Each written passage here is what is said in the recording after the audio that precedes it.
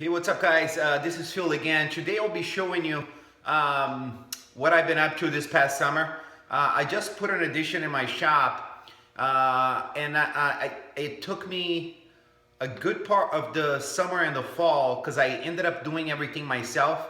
I used to operate out of a two-car garage, and it just got to the point where I couldn't move it anymore, so I decided to put this a small addition to make it a woodworking shop instead of a garage. So I hope you enjoyed the video. And today I'll be showing you the addition that I put on my shop. Illuminati. Dude, confirmed. you ruined it. So this is a look from the back side of what I used to be the garage. The measurements of that garage was a two-car garage, so it was 24 by 24. And over time, I just outgrew that space. I'm a big lover of the vintage machinery, and as most of you guys know, the vintage machine are great equipment. But they're very heavy and very big.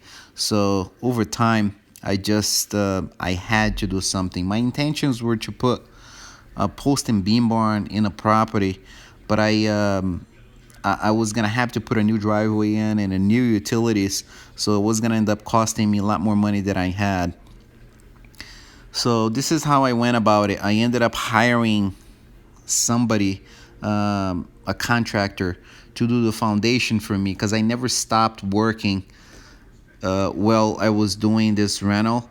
So that's one of the things that took the longest, and I just didn't want to take the time off work and ended up doing all the work myself. So I hired a contractor, and he did a phenomenal job. He poured the footings, he framed the wall, and he ended up doing the slab on the inside for me. He backfilled it with his machine, and he poured the concrete slab.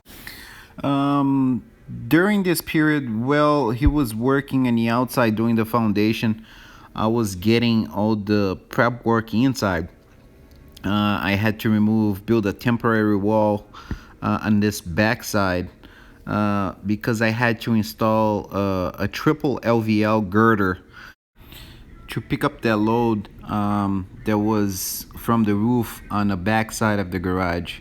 So once that was installed, I moved on to the next part that I did myself, was to jackhammer part of the old existing foundation there to make the floors of the bolt spaces to run at a nice level.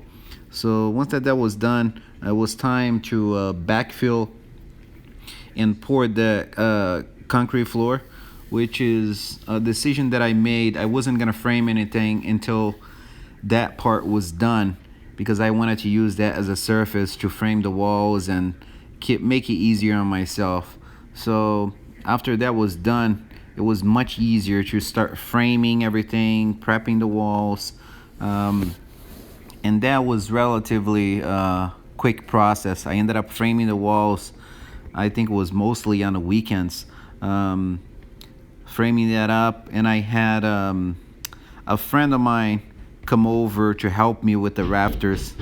I had cut all the rafters, the tails and the hips and everything, and he came to give me a hand installing those rafters. So it was a nice little project to do. After that was done, it was basically start sheeting the exterior. I ended up using a mix of plywoods. On some of the sides I use OSB, and on the other side I use CDX plywood. It's basically utilizing some of the materials that I had and some of the materials that I ended up buying it.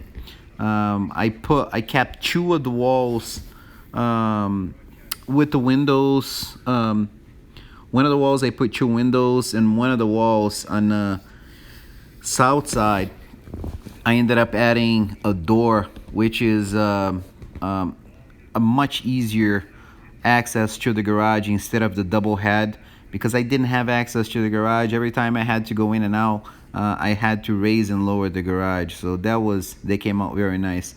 On one side I left it without window, and that's the side that I had an existing door that I ended up with a huge drop there after the project was done, and I decided to make a little stair going down to the backyard.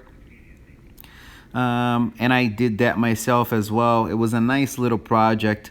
I just ended up making out of cinder blocks. I poured the little footing for the stairs, built everything out of cinder blocks, backfilled it, replaced the existing door that was rotten too. I ended up doing everything at the same time. And I had some leftover bluestone that I ended up throwing on the top, putting the threads on, and I had some veneer left over from my fireplace that I did a year prior, and I ended up using the leftover for their stairs, and it came out very nice. So this is what the garage used to look like, and I added this space to it in the back, towards the back of the house. So this is where I am right now today. Coming around the house here,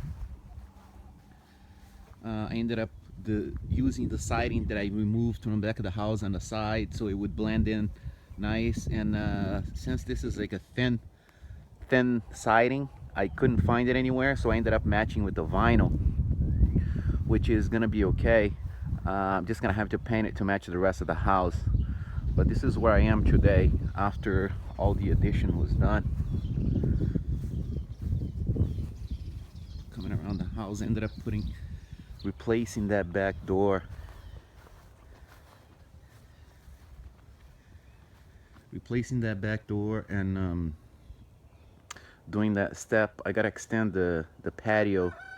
Maybe this year I'm gonna get to do that.